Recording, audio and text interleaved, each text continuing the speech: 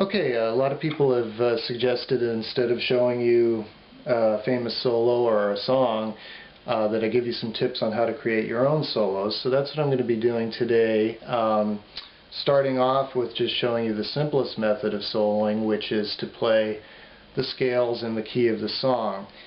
And we're going to do a simple 12-bar blues, showing you techniques that will be applicable in the blues and rock genres. And we're going to stick in the key of A minor with that A minor pentatonic scale.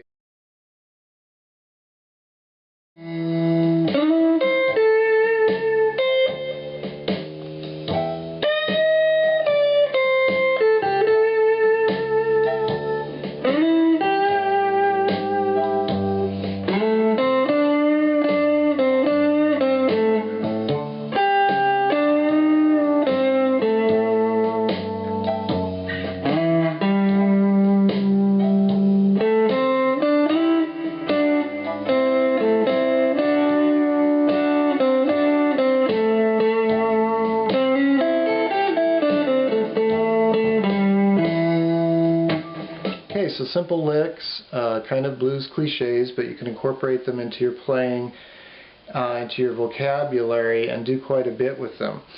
We're going to be playing again a 12-bar blues in the key of A, whether it's the 7th or it's played over an A minor as the 1. You're going to use an A minor pentatonic.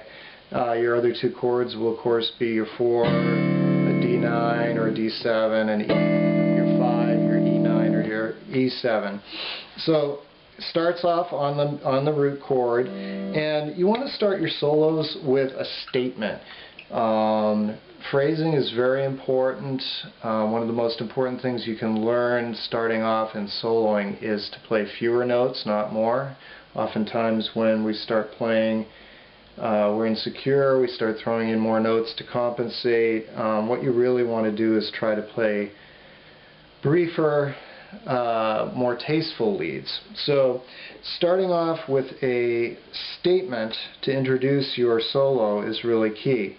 What I'm doing there, I'm sliding up to the 9th fret, 3rd string,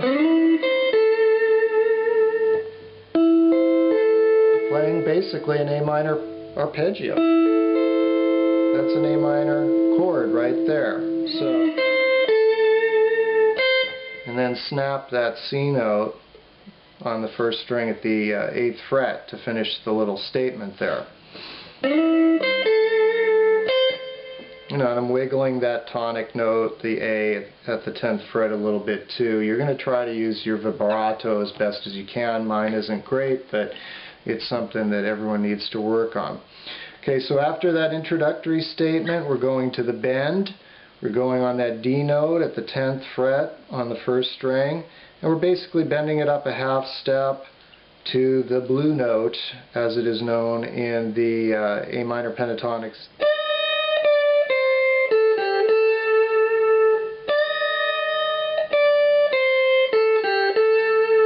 So it's just a bend, a release, and we're just playing those 5 notes out of the A minor pentatonic scale there at the 2nd position. So after that bend,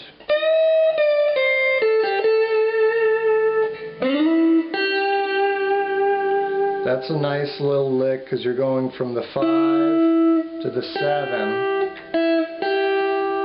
okay, from the E to the G in the key of A minor.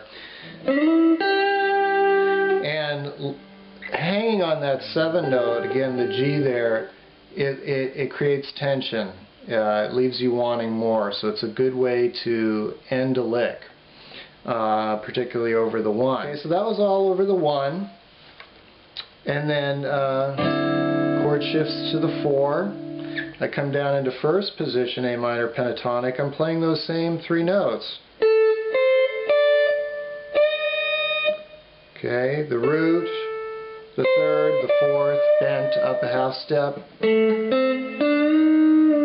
You can bend it up or down, doesn't matter. But what I did was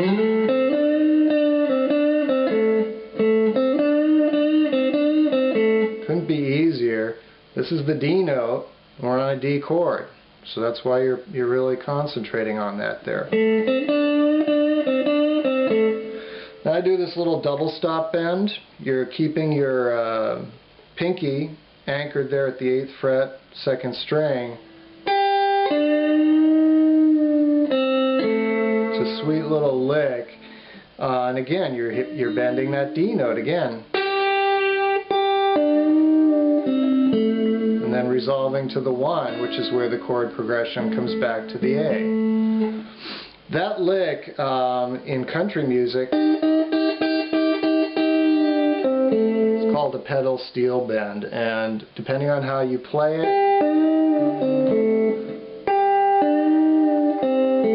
can be used in rock, blues, whatever. It's nice up there at the 15th fret too. Okay, and then I did the, which is the exact same lick that I played. When I play it down here, what I'm showing you is that the exact same lick played in a different spot sounds like you've got another lick in your vocabulary. So you can do that a lot, and we don't have time for it, but all over the neck, obviously, in these different positions. Okay, so then we're coming up to the 5 chord, and what I did there was a little Chuck Berry-ish kind of thing that he probably stole from T-Bone Walker, like most of his other stuff, and we're going.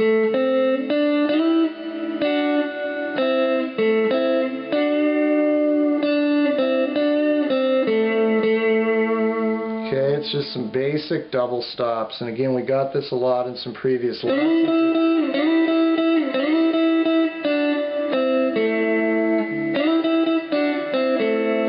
Now you notice we're playing one note that's not in the pentatonic scale, it's the 6th, but we're bending a little bit, so we're really kind of bringing it up to the 7th there with that little double stop lick.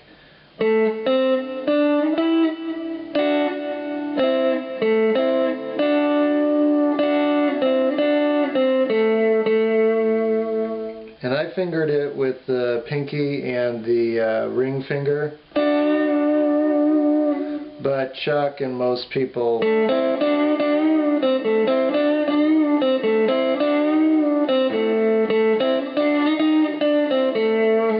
will play it just barring it like that. Okay, so that was over the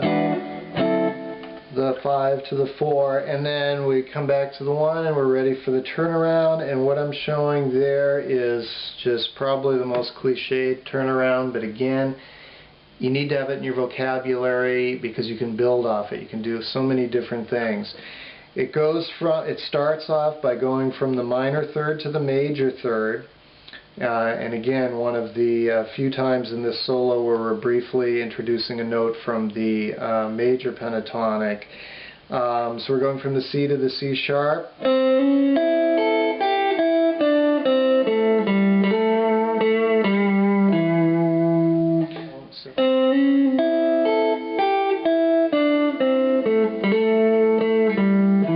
Giving that little hammer there. But otherwise you're just going up and then down.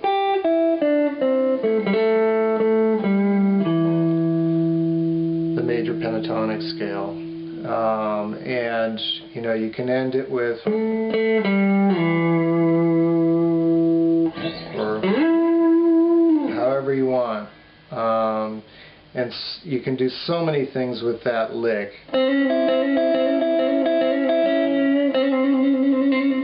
So many things with that lick, going from the minor third to the major third. So those will give you some ideas if you're a beginner, like I said, or maybe even an intermediate player. Give you some ideas of how to incorporate some new licks into your blues soloing. Again, I realize I played that at a very slow speed. You'll want to pick up the pace a little bit, and there are certainly plenty of 12-bar backing tracks in the key of A all over the internet. So play around with those, have fun with it, and thanks for joining me. I'll see you next time.